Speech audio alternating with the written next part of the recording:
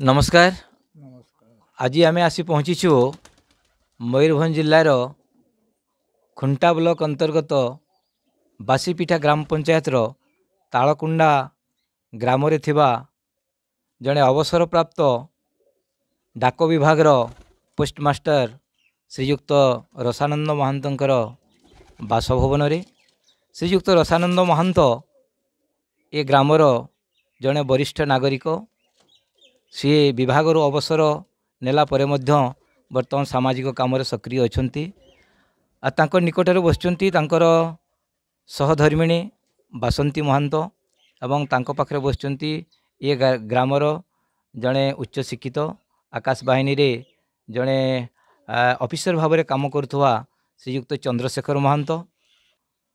आसतु आज आम रसानंद बाबूंकर जीवन विषय किसी जानिबा। सी तांकर जीवन काल भितर अनेक किसी सफलता लाभ करिसंती। तांकर बड़ पुओ टीका गोविंद महांत वर्तमान एयरफोर्स जन टेक्नीशियन भाव में आसाम गुवाहाटी रे काम करुछंती।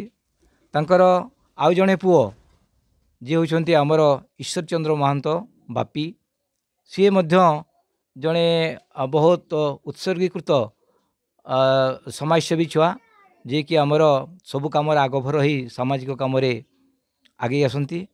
एवं तांकर दुई झील बड़ झी होउछंती दीपशिखा पुष्पलता एवं आउ जने होउछंती तांकर सान झील पंकजिनी बाष्प। आज समस्ते माने तांकर पुओ मानकु से निज गोड़े छिड़ा हवाई समर्थ करिसंती। आमे रसानंद बाबू को पचारिबा तांकर टिके माने निजर टिके निजस्व परिचय टिके दियंतु। मुझे रसानंद महंत तालकुंडा मोर परिवार को लेकिन मुझे रोचे पुओ मान को पुओ झील जो समस्त को जो निज गोड़ छिड़ा कर पारी आगु तो माने पोस्टमास्टर हिसाब से काम करुली समाज सेवा करुली। एबे 2017 जो अवसर नेला परे मध्य मु समाज घर जो कम जे माने काम करि पारुछि। अच्छा आपण कहतु आप पढ़ापढ़ी विषय टी कहतु आप क्योंठी पाठ पढ़ुले? मु पढ़ी गाँ स्कूल रे तापरे हाई स्कूल जीवन गला कुशलदारे तापरे मेट्रिकुलेशन पास परे मु जो चाकरी जॉइन कली। चाकरी जॉइन करवा परे जे सेटा 1975 जॉइन कली 2017 रे अवसर नेली। आम मयूरभंज गोटे आदर्श स्कूल होची कुशलदा स्कूल। एते भल स्कूल एवं एते माने प्रसिद्ध स्कूल जो स्कूल रे कि आम वीरभद्र सिंह पाठ पढ़ी, डॉक्टर अरविंद बेहरा पाठ पढ़ी एवं से स्कूल अनेक रथी महारथी माने वर्तमान माने पाठ पढ़ी बाहरी जेटा कि आम मयूरभंज ओडिशार गोटे बहुत आदर्श विद्यालय। आपन से भाया गोटे भल स्कूल पाठ पढ़ार सुजोग एवं सौभाग्य लाभ करते। अच्छा आपन कहतु ए ग्रामर जो प्राइमरी स्कूल एमई स्कूल से स्कूल आप पाठ पढ़ुले कि? गाँ प्राइमरी स्कूल रे पाठ पढ़ी। एमई स्कूल खुंटारे पढ़ी से गाँव में नथिला एमई स्कूल। अच्छा तापरे हाई स्कूल जीवन कुशलदारे तापरे कुशलदा जो मेट्रिकुलेशन पर तो माने कार्य रे व्यस्त रही। आपणकर जड़े बहुत अंतरंग जे कि निकटरे आमर मृत्युवरण करिसंती ए ग्रामर जड़े अवसर प्राप्त शिक्षक परमेश्वर महांत तांको विषय आपन टी कहतु। से स्कूल रे आम गाँ स्कूल रे बहुत भल शिक्षक थिले। तांकर जो माने आमर पिला मान को जो समस्त को से भल पाठ पढ़ी थे। तेणु जो आम स्कूल माने छात्र जो मानकर मूलदुआ कहले अत्युक्ति हेनी। तेणु से भल शिक्षक थिले एवं सबू क्षेत्र रे गाँव सबू किसी अनुष्ठान रे से बदान्य थिले। भल